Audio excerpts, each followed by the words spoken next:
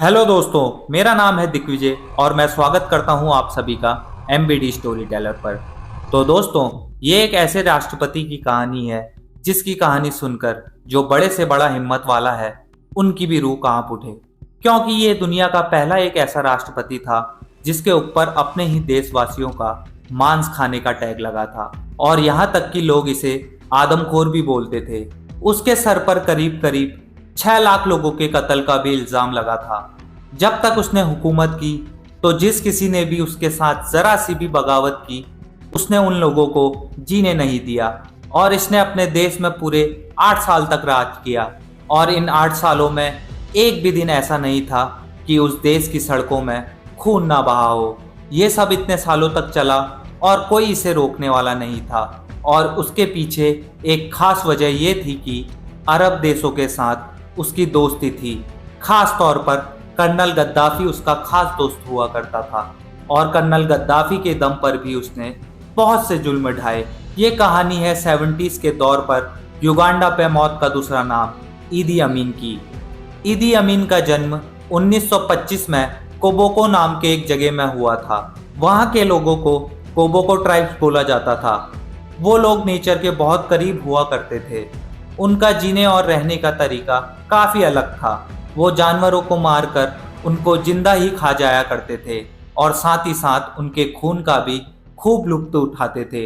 ईदी के पिता का नाम एंड्रेस निबेरे था, जो रोमन कैथोलिज्म से इस्लाम में कन्वर्ट हो गया था और इसने अपना नाम आमीन दादा रख लिया। जब इसके पहले बेटे का जन्म हुआ तो इसने उसका नाम ईदी अमीन रख दिया। जल्द ही ईदी के माँ बाप अलग हो गए। तब ईदी की माँ इसको अपने साथ लेकर युगांडा के बोम्बू सिटी में आ गई। शहर में गुजारा करना आसान नहीं था, ऊपर से भयानक गरीबी थी। अब खाने के पैसे पूरे नहीं हो रहे थे तो ईदी की माँ उसे बस चौथी क्लास तक ही पढ़ा पाई। इसके बाद ईदी पैसे कमाने के लिए निकल पड़ा। कई सारे छोटे मोटे काम करने के बाद उसने किंग्स अफ्रीकन राइफल ज्वाइन कर लिया।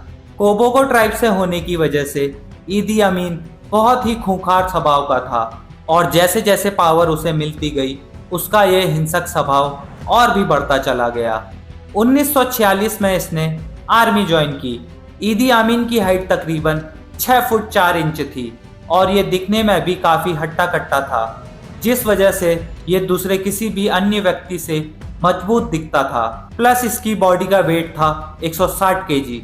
अपनी कद काठी और वेट की वजह से ये काफी अच्छा बॉक्सर बना और सेना में रहते हुए इसने बॉक्सिंग चैंपियनशिप में हिस्सा लेना शुरू किया। उस वक्त लगातार ये युगांडा का 9 सालों तक नेशनल बॉक्सिंग चैंपियन रहा। चैंपियनशिप को लगातार जीतने पर उसकी सेना में काफी तरक्की हुई। धीरे धीरे उसने सेना में रहते हुए बड़े बड़े अधिकारियों का भरोसा जीत लिया और आखिर 1965 आते आते वो युगांडा की आर्मी का जनरल बन गया। अब उसके पास तमाम पावर सब कुछ थी, लेकिन अब उसकी नजर युगांडा की गद्दी पर थी और उस वक्त जो युगांडा के प्राइम मिनिस्टर थे वो थे मिल्टन अबोटे। मिल्टन अबोटे ईदी पर बहुत ज्यादा भरोसा करते थे और वो ही थे जिसने ईदी को आर्मी का जनरल भी बनाया। 25 दिसंबर 1971 में मिल्टन अबोटे सिंगापुर के किसी राजकीय दौरे पर गए हुए थे। इनके दौरे पर जाते ही उनके पीछे से ईदी अमीन ने अचानक तख्ता पलट दिया। सिर्फ 3 घंटे में उसने पूरे युगांडा को अपने कब्जे में कर लिया। युगांडा की राजधानी कंपाला में उसकी सेना ने सड़कों पर मार्च किया। उस दिन पूरे युगांडा में खुशियां मनाई गई। लोगों को लगा फेमस बॉक्सिंग चैंपियन है, पॉपुलर है, चलो ये देश के लिए कुछ करेगा तो सही। पर शुरुआत में ये सब लोगों की गलतफहमी थी।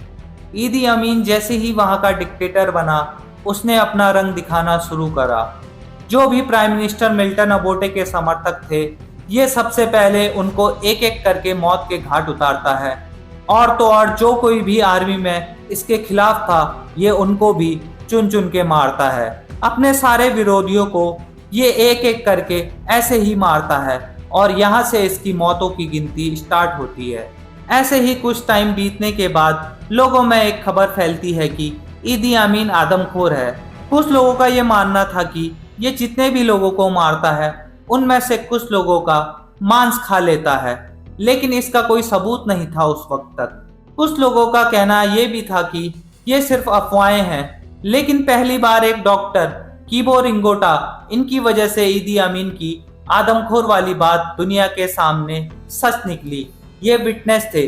कीबो रिंगोटा ने एक बयान दिया था और उन्होंने कहा था कि एक बार वो ईदी अमीन के घर गए थे, क्योंकि वो ईदी के डॉक्टर थे, तो ईदी का स्वास्थ्य चेक करना ये सब के लिए वो वहां गए थे। तो इन्हें प्यास लगी थी और ये किचन में जाकर फ्रिज से पानी निकालने गए, और जैसे ही इन्होंने फ्रिज का दरवाजा खोला तो इनकी आंखें फटी की फटी रह गई, क्योंकि उस फ्रिज के अंदर 2 कटे हुए सर थे और उन्हीं सर के बगल में एक थाली में कुछ इंसानी शरीर के हिस्से रखे हुए थे। तो डॉक्टर कीबो रिंगोटा फटाफट फ्रिज का दरवाजा बंद करते हैं और ईदी के घर में जो नौकर था उससे जाकर पूछते हैं कि ये सब फ्रिज में क्या है। वो नौकर उनको बोलता है कि ये सब तो इस घर में नॉर्मल है, ये सब तो ईदी अमीन नाश्ते में लेते हैं। तो डॉक्टर को ये सब सुनने में बहुत अजीब लग रहा था। तो इसी वजह से पहली बार एक सबूत हाथ लगा उसके आदमखोर होने का। उसके बाद तो ईदी ने खुद भी एक बार हॉस्पिटल में अपने आदमखोर होने का प्रमाण पूरे युगांडा में दे दिया था, और वो हुआ था 1975 में। हुआ ये था कि एक दिन वह अपने आर्मी चीफ जस्टिस को कुछ ऑर्डर देता है, पर चीफ जस्टिस उसका ऑर्डर नहीं मानता है। तो ईदी को इतना गुस्सा आता है कि वो बिना देरी किए उस चीफ जस्टिस को मरवा देता है। तो इन सब के बाद चीफ की बॉडी का पोस्टमार्टम चल रहा था एक हॉस्पिटल में। पोस्टमार्टम टेबल पर चीफ की लाश रखी हुई थी। डॉक्टर पोस्टमार्टम कर रहे थे। इसी दौरान ईदी अमीन अपने सुरक्षा कर्मियों के साथ वहां पर आता है जहां पर पोस्टमार्टम चल रहा था, और जितने भी लोग उस कमरे में मौजूद थे उन सबको वो बाहर भेज देता है, और टेबल पर मरे हुए चीफ का दिल निकालकर वो उस दिल को चबा जाता है, और चीफ के कुछ बॉडी हिस्सों को भी वो खा जाता है। ये सब उन सरकारी डॉक्टर्स के बयान थे। धीरे धीरे ये बात पूरी तरीके से युगांडा में फैल गई, और युगांडा में फैलने के बाद वह अन्य देशों और पूरी दुनिया में भी फैल गई। तो इसको लेकर कई देशों ने युगांडा के देशवासियों की मदद करने की भी कोशिश की, लेकिन अरब देशों का सपोर्ट होने के कारण ये बातें दबी रह जाती थी।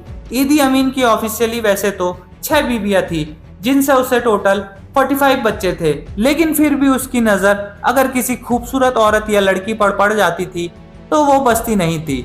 लोगों का कहना यह भी था कि उसकी टोटल 35 औरतों से रिश्ते थे, जिनसे उसे टोटल 100 बच्चे थे। ईदी अमीन ने सप्ताह पर तो कब्जा कर लिया था, पर जो युगांडा की आर्थिक स्थिति थी वो दिन प्रतिदिन खराब हो रही थी, क्योंकि ईदी अमीन बस अय्याशियां करता था, बल्कि देश की भलाई के लिए वह कुछ भी नहीं कर रहा था। उस वक्त युगांडा में करीब 1 लाख भारतीय लोग भी रहते थे। जिस वक्त इंडिया में ब्रिटिश रूल था तो उस वक्त युगांडा में भी ब्रिटिश रूल था।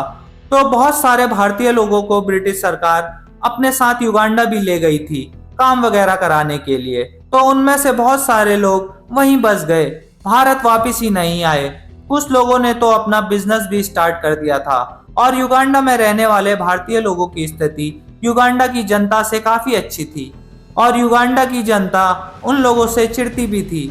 तो उन भारतीयों की दौलत और उनकी शोहरत पर ईदी अमीन की नजर पड़ गई, और उसने 4 अगस्त 1972 को एक ऐलान किया कि युगांडा के अंदर जितने भी भारतीय लोग हैं उन लोगों को सिर्फ 90 दिन का टाइम दिया जाता है कि वह 30 दिन के अंदर अंदर युगांडा खाली कर दें, और युगांडा से जाते वक्त उनके हाथ में सिर्फ 2 बैग ही होने चाहिए। तीसरा बैग उन्हें बिल्कुल अलाउ नहीं है।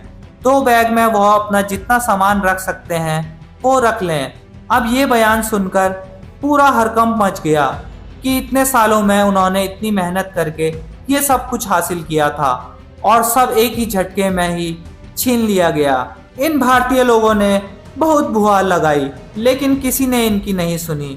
फिर एम्बेसी के थ्रू ये बात भारत सरकार तक पहुंची। तो उस समय की जो भारत की प्राइम मिनिस्टर थी वो थी इंदिरा गांधी। तो उन्होंने भी ईदी अमीन से बात करने की कोशिश की, लेकिन ईदी अमीन ने किसी की बात नहीं सुनी, और उसने जो प्रॉपर स्टेटमेंट दी थी इन सब के ऊपर वो ये थी कि कल रात मेरे सपने में खुदा आए, और खुदा ने मुझसे बोला है कि इन सारे हिंदुस्तानियों को युगांडा से बाहर निकाल दो, क्योंकि युगांडा की सरजमी पर सिर्फ और सिर्फ युगांडा के लोगों का हक है। मैं सिर्फ 90 दिन का टाइम इन भारतवासियों को दे रहा हूँ कि अपनी दुकान, घर, प्रॉपर्टी ये सब चीज छोड़कर सिर्फ 2 बैग लेकर युगांडा छोड़ दें, वरना अंजाम बहुत बुरा होगा।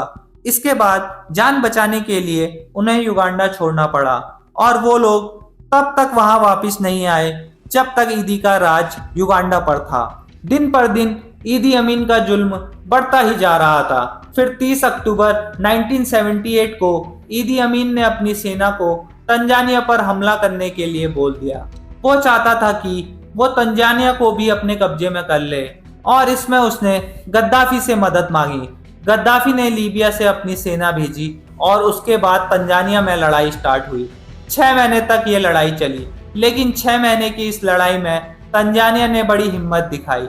6 महीने के बाद उसने ईदी और गद्दाफी दोनों की सेना को खदेड़ दिया। अब ईदी अमीन को ठीक 8 साल हो गए थे युगांडा में राज करते हुए और 10 अप्रैल 1979 को तंजानिया की सेना युगांडा के कंपाला शहर में घुस जाती है और उसको अपने अंडर कर लेती है। ईदी अमीन किसी तरीके से वहां से जान बचाकर भाग जाता है। वहां से निकलने के बाद वह सीधा लीबिया पहुंचता है। लीबिया में गद्दाफी उसे सहारा देता है और लीबिया में वो 1-2 साल ही रहता है। इधर क्योंकि तंजानिया जंग जीत चुकी थी, तो युगांडा से जिस राष्ट्रपति यानी मिल्टन ओबोटे को ईदी अमीन ने हटाया था, वो तंजानिया और अन्य देशों की मदद से वापस से युगांडा आकर वहां के प्राइम मिनिस्टर बनते हैं। फिर ईदी अमीन 2 साल बाद लीबिया से सऊदी अरब चला जाता है और वहां के गिद्दा शहर में रहना शुरू करता है। अपनी जिंदगी के आगे के 24 साल वो गिद्दा में ही बिताता है और गिद्दा में ही 20 जुलाई 2003 को एक बीमारी की वजह से उसकी मौत हो जाती है। पर आज भी युगांडा के लोग ईदी अमीन को भूल नहीं पाए। अभी भी कहीं पर वो ईदी अमीन का नाम सुन लेते हैं तो उनकी रूह कांप उठती है। तो दोस्तों, ये थी आदमखोर तानाशाह ईदी अमीन की कहानी। होप करता हूँ आपको वीडियो अच्छी लगी होगी। वीडियो को लाइक कर दीजिए, चैनल को सब्सक्राइब कर लीजिए। आप क्या सोचते हैं इस तानाशाह के बारे में, आप अपने थॉट्स कमेंट सेक्शन में दे सकते हैं। Thank you for watching the video guys. Bye bye.